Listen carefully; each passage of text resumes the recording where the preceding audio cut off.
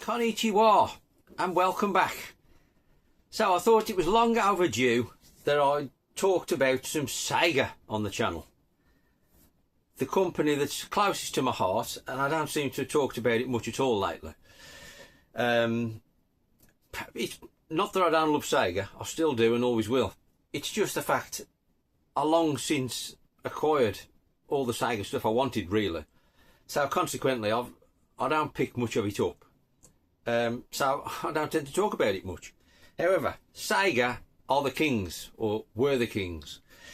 And then I thought, it's kind of brought it to my mind, due to the release of this new light gun that came out, is it last week? That there's a few videos knocking about, but Stu did one, because he backed the Kickstarter for this modern light gun that works on modern TVs, that comes bundled with Time Crisis and what is it, Steel Gunner, Strike Gunner, something like that. And you know, I love light gun games, and I don't remember ever talking about them on the channel. I might have done, but I remember thinking about I was going to do some light gun game videos, as in light gun games for so-and-so console or X console. I don't think I ever got round to doing one. So, buoyed with the reminder of this new light gun that's been released, and wanting to talk about some Sega on the channel, because I haven't done so for ages, I thought I'd combine the two. And we're going to talk about Saturn light gun games that I've got in the collection. Now, I'm sure we're all mostly aware of what's on the Saturn. There's quite a few, all told. I've not got them all, and there are some which have got light gun sections within the game. But the whole game is not a light gun game, if you know what I mean. Like Police and Us, for instance, there's light gun sections. I'm not interested in anything like that. It's pure light gun games that I've got a fondness for. And like I say, there's a couple I haven't got. There's Die Hard trilogy. I've always thought of that as a PlayStation game, to be honest. I know that came out at the same time back in the day, but I always played it on the PlayStation, and so I've never, although it's, you can get it for the Saturn, I've never had it, purely because I've always had it on the PlayStation, and I do believe the Saturn version isn't that great in comparison. And Pete, the mighty SNES-tastic, he has picked it up recently, and in his last video he showed gameplay of it running on the Saturn, and he was having quite a few problems with it. So I've never bothered with it for the Saturn myself. And there's another game called Chaos Control, which I have had in the past, but I got rid of it. I wasn't keen, to be honest. And it's a CDI game, basically, being ported to the Saturn. And I used to have it on the CDI as well. It's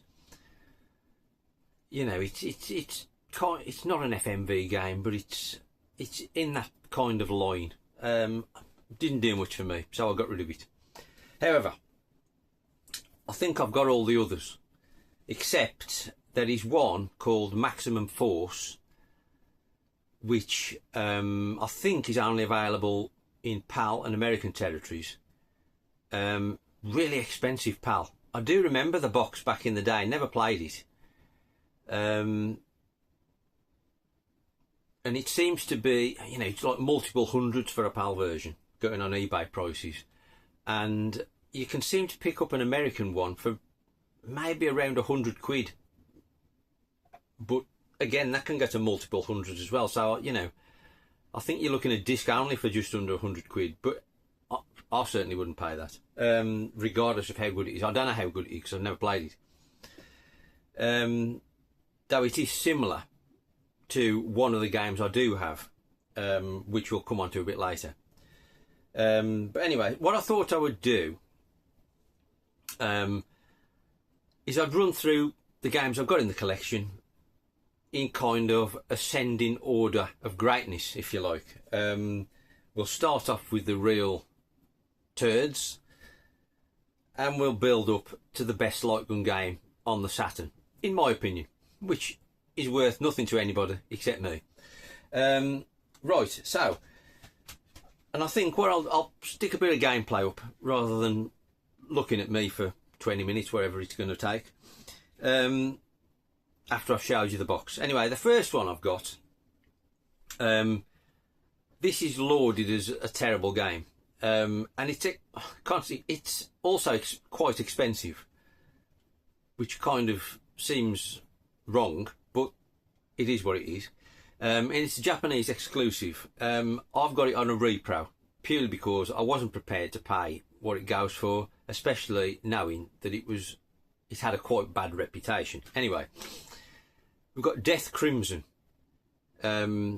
which, like I say, is a Japanese exclusive, and it's kind of I suppose it's supposed to be like a horror themed light gun shooter, but I mean, as you'll see from the footage, it's awful, I've got to be honest. It looks really rough. It doesn't play particularly well. It doesn't feel tremendously responsive, but moreover, and it's quite brutally unfair as well. You can be dead within seconds, but it just looks so rough. It's awful, to be honest. You can't justify possibly paying the going rate for this. I'd question whether it's worth the repro money, to be honest. It's worth a go just to see how bad it is if you can emulate it in some way, but generally speaking, it's a terrible game. Death Crimson on the Saturn. There is a sequel on the Dreamcast, again a Japanese exclusive. I don't mind that. There's two sequels actually on the Dreamcast. I don't mind. It's by no means brilliant, but it's a lot better than this Saturn original. But, you know, it's kind of nice to have it to sort of, you know, because some games are so bad they're good, aren't they? That's just bad in my opinion. Right, moving on. Next up, this, again, I really don't think much of this. Though, to be fair, I've never played the arcade version, and I do believe the arcade version is supposed to be quite a lot better and really was well regarded back in the day. But all the home ports, from what I've read and heard in the past, they're all terrible. You can get it for the Mega Drive and Super Nintendo as well. I've never played either, as I remember. I can't honestly remember ever. I might have seen them, but I can't ever remember honestly trying them. Anyway, it was also put on the PlayStation 1 and the Saturn, and this time we're talking about Revolution X. Now this is it's a light gun game obviously, but it's themed on the band Aerosmith. I mean, I've got no affinity with Aerosmith. They don't do anything for me, but each to their own. That's irrelevant. I'm sure if you like the Aerosmith music, maybe that helps the appeal of this game. However, unfortunately, this home port, it looks so rough. I mean, that can be a problem, can't it, with this generation of console? Saturn, PS1. A lot of the games have aged badly. Primarily the 3D games, of which this isn't really. So you could really say that this should look better than it does. But it's a real sort of blocky, pixelated mess, in my opinion. But fundamentally, it's a light gun shooter, but the biggest problem is they took out the light gun support for the home versions. What the hell was all that about? Must have been to do things on the cheap or rush it out, or I don't know, but you can't play it with a light gun. I mean, catastrophic. It might have helped save the game had you been able to. But it's just such a, like I say, a blocky pixelated mess. It's okay at best. It really hasn't aged well. I don't think it looks very attractive at all, and coupled with the fact you can't even use the light gun, it kind of makes it a bit irrelevant. To be honest, I'm surprised I've kept that. I'm surprised it didn't get culled when, you know, some of the Saturn stuff went. I'm not sure if that'll, having played it again now, I'm not sure if that'll be staying in the collection. Right, next up, another Japanese exclusive. Now this I've only got in recent years. I never knew of this at the time, and it's mechanical Violator Hakaider. You can at least use the light gun on this one. As you'll be seeing from the footage, I'm not sure this has aged particularly well either. It's certainly a lot better than the previous ones I've shown, but it's by no means a good game. It's mediocre at best, I would say. It does look fairly rough, but it's certainly better than Revolution X. I don't know, the enemies, they're kind of like a slim version of the Stay Puft Marshmallow Man, or the Michelin Bibendium. That's what they made me think of. Look kind of crude, doesn't look particularly well drawn, or I would imagine it was kind of a low budget game. I don't know, it's purely an observation on my part. But it's an okay light gun game. It's certainly worth a go, and I don't think this was very expensive, and rightly so. It doesn't deserve to be expensive. But if there's some way you can play this without spending much money, it's worth a go. Not too bad is my kind of judgment on that. Next up, now this, weirdly, there's now, is there no American version of this? I seem to remember. There's definitely a Japanese and a PAL. I don't think there's an American version of this. Anyway, we've got Mighty Hits, which kind of, the box itself looks a bit crap. And I remember the PAL boxes, this same kind of picture with like a brown sleeve behind it. It wasn't a very inspiring cover. It must have turned many people off. I certainly wasn't encouraged to pick it up back in the day. I've only bought this in more recent years when I sort of went a bit hard on the Saturn. It's fundamentally a point blank style game. Kind of lots of mini games. Again, I would say it was average at best. It's a poor man's point blank. It looks nowhere near as polished. It's not as fun and exciting as to play as point blank is. But again, much like that Hakaider, it's worth a go if you're not going to spend too much money on it. I wouldn't pay a lot for it, but it's kind of worth a go, I would say. But it's by no means is it going to blow your socks off. It's not a great game. And for some reason, I couldn't get the gun working with this when I tried it for this video. I don't know why. I'm sure I've played it with a gun in the past, so I don't know why. But anyway, that's Mighty Hits, and it's not mighty. It's mediocre hits at best. Right, step up in quality now. This is another one I never had or played back in the day, and I've only bought it when I went hard on the Saturn. This time we've got Area 51.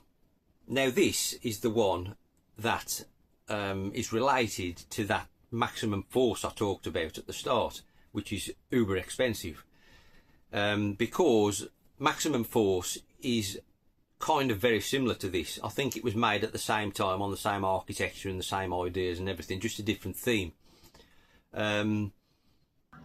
This is quite good to play. I think this is reasonably good. It's just the graphics haven't aged particularly well because it's all like digitised sprites, and again it looks quite crude in my opinion. But once you get over that, I do think it's quite a good game, this. And I'm assuming that maximum force would be similar. I watched a bit of video on it and it looks very similar to this.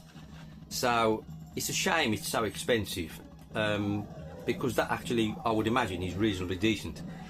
Might be worth, I might pick up a repro of that at some point, because like I say, this Area 51 is not a bad game.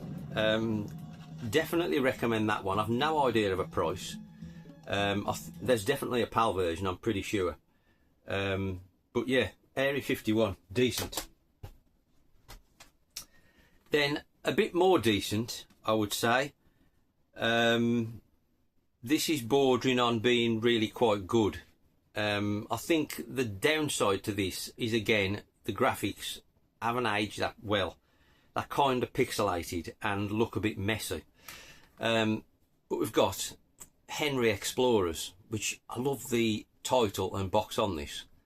It's a different name to the PAL and the American version, which is Crypt Killer, I think. Crypt Killer, yeah. Corpse, there's another one called Corpse Killer I always get it mixed up with, which was on the 3DO and the 32X CD, and that you can get it American Saturn, but that's just one of those hideous FMV games. Awful. FMV games do nothing for me. Anyway, back to the subject. Henry Explorers, or Crypt Killer. Now this is a Konami game, and like I said, this is really, really good.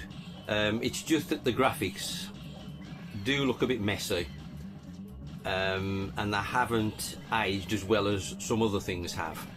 But it's kind of nice. It's got a bit of a macabre theme, lots of kind of skeletons, but it plays really well. I thoroughly recommend this. I've no idea of a value. What the PAL version goes for, I don't know. I seem to remember, it's been ages since I bought this, so it's irrelevant by nowadays prices anyway. I don't think this was like uber cheap, but again, not, it's kind of a mid-range I think at the time, but definitely good. I recommend that. Right, now we're getting into proper quality, and we've only got 3 to go.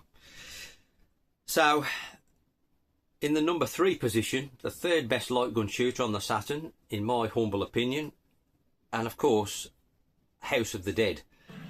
Now again, this wasn't that well regarded at the time, purely because it was a bit rough, wasn't it? And it still looks a bit rough, to be fair, but it's House of the Dead. It's still a good game. Plays great.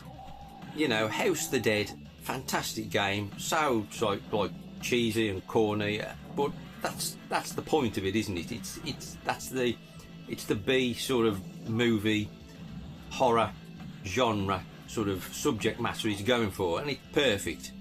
I'm sure, you know, it could have been done better, but nevertheless it still plays a good game. It's just not, funnily enough, James at the Games Own Bird Room, he's recently been into his Sega PC titles. Go check them out if you haven't. It's quite interesting. I did buy a couple myself way back, but I had difficulty getting them to run. So I gave up in the end, because I was going to try and get all the Sega PC games. Going off on a tangent here. But yeah, I bought a couple and couldn't get them to. The one I got to run, which was Saga Rally, I got to run, but it was not running right. And I bought another one which I couldn't run at all, so I gave, because there's some lovely boxes on the Sega. If you buy the original, there's some lovely boxes. But anyway, James put a video up recently about this in comparison to the PC port. PC port is better, but nevertheless, House of the Dead on the Saturn, definitely worth a play. Not a bad game. Right, number 2, the second best shooter on the Saturn, in my opinion. Though it's debatable, you could argue this is number 1. I'm sort of saying it's the other way around, purely from I played the number 1 more than this one, I think. That's why this is my number 2. Anyway, Virtua Cop 2. Now we've really jumped up in quality here. This is stunning, and it still looks and plays fantastically today. I'm sure you've played Virtua Cop. It's such a shame this series didn't continue on for much longer, because I love the Virtua Cop games. It's just got that Sega blue sky quality. It's just amazing. This is the best period in gaming to me. Sega blue skies.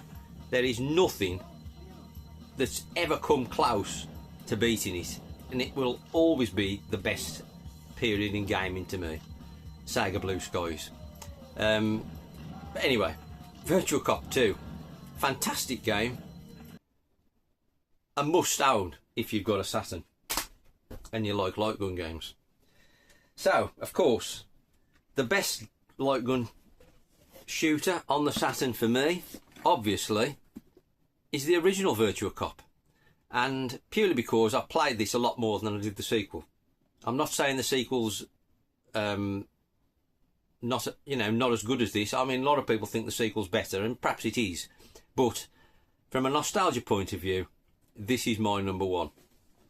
And I've got the big box Japanese version that comes with the black gun. Obviously we got the blue gun in PAL territories, but it was so nice, the Japanese black gun. And then you got the orange gun in American territories, which, I mean, I've got nothing against it. It's the same as the blue one, really, and they're all the same. It's just the colour. But the black one was so cool, wasn't it?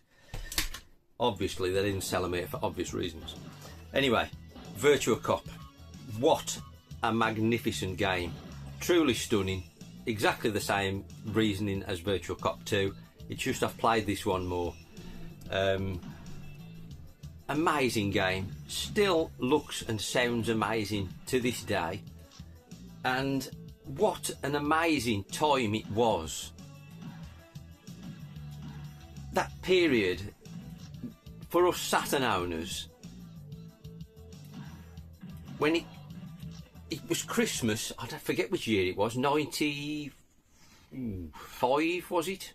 Or 6? 5, I think. Christmas 95, I was at a guess. And in PAL territories you had Virtua Cop, Virtua Fighter 2 and Sega Rally all come out within a few weeks of each other just before Christmas. And at that period in time, the Saturn was absolutely king. 3 incredible games that came out for it absolutely wiped the floor for me with the PlayStation at the time. It had Ridge Racer on the PlayStation, but when you compared it to Virtua Fighter 2, Sega Rally and Virtua Cop on the Saturn felt like an absolute juggernaut. Unfortunately, things never sort of progressed from there, but at that time it was the best Christmas ever to be a Sega Saturn owner. Long live Sega. Thanks for watching. Sayonara.